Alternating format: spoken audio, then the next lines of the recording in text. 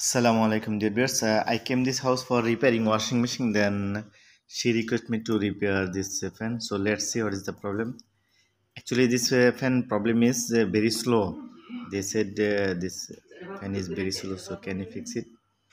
So there was PCB board.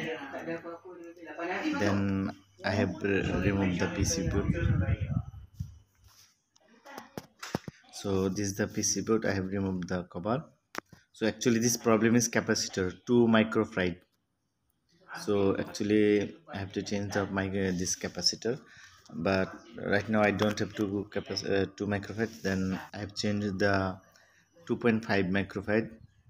Yeah, this is the old one. So after I change, so see speed is very good and customer also very happy. So actually it was very easy job. Okay, The can. fan is very slow. You just change the capacitor. So it will be okay. Thank you. Assalamu alaikum.